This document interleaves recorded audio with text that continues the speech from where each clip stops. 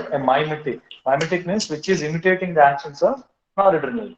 Now, antagonists. Sorry. Antagonists are nothing but lytics, sympatholytics.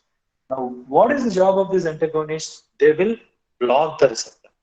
They will block the receptor and they will not allow noradrenaline or adrenaline to bind at the receptor and show their actions. If the receptor is blocked, all the actions of adrenergic systems are blocked. So what happens with that? Adrenaline is responsible for vasoconstriction and increasing blood pressure. If you are blocking that, what happens? You are reducing blood pressure. So these agents, alpha 1 antagonists, when you use it, blood pressure will fall down. So they are used, what could be the therapeutic use? They are used to treat hypertension. So one of the popular agents to treat hypertension is alpha-1 antagonist. What do? Is they cause vasodilation. Blood vessels will get dilated. The moment blood vessel is dilated, blood pressure will fall down. But there are certain problems out there. These agents will cause certain kind of problems. If someone is in a standing position and if they are taking alpha-1 antagonist, they cause vasodilation. When blood vessel is dilated, all the blood will fall down and severe hypotension occurs. So because of the position severe hypotension is there, that is called as orthostatic hypotension.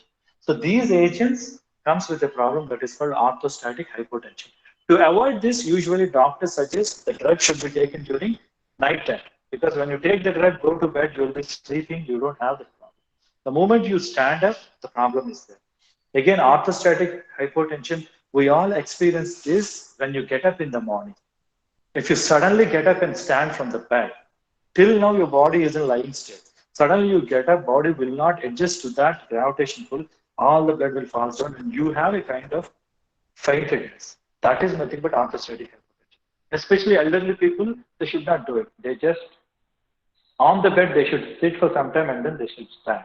If they suddenly stand, orthostatic hypotension may occur. Now, drugs in this category, alpha-1 antagonist, you have prazosin,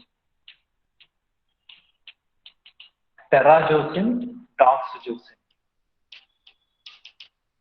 So these drugs, when people take it, they increase blood pressure, so they are used to treat. They reduce blood pressure, so they are used to treat hypertension. Now, along with this, there is one more condition is there called as benign prostatic hyperplasia. Prostatic hyperplasia. Now understand this word. This is known as BPD, benign prostatic hyperplasia. Now, so hyperplasia. Now, plasia means number of cells. Neoplasia means formation of new cells. Cancer is also known as neoplasia. What happens in cancer? Uncontrolled cell division is that new cells are forming, hence it is known as neoplasia. Aplasia means without forming any new cells. You know, in anemia, you might have studied about aplastic anemia.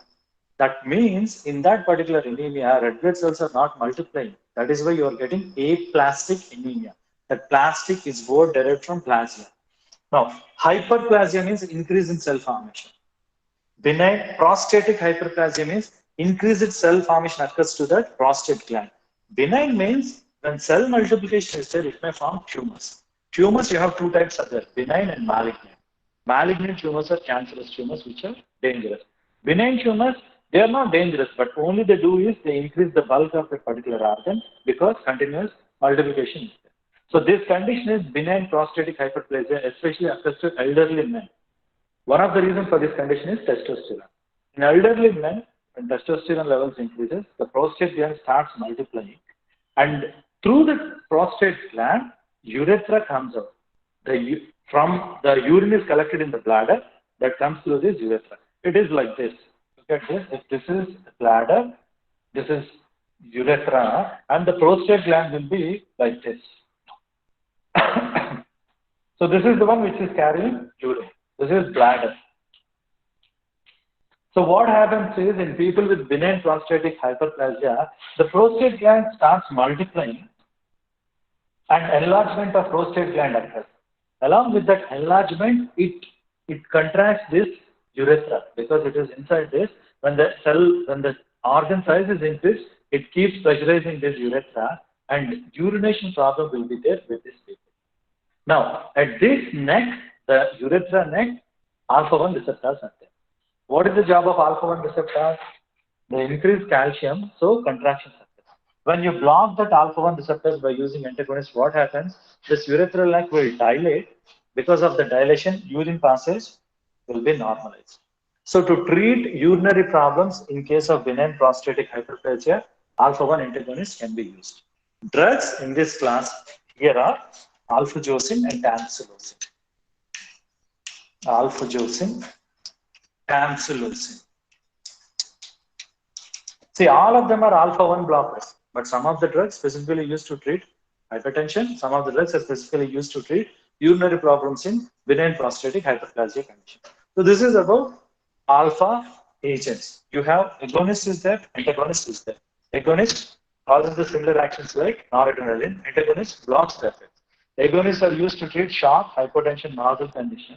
Antagonists are used to treat hypertension, benign prostatic hyperplasia. So this is about alpha-1. Now let us see about alpha-2. Now alpha-2, if you remember, they are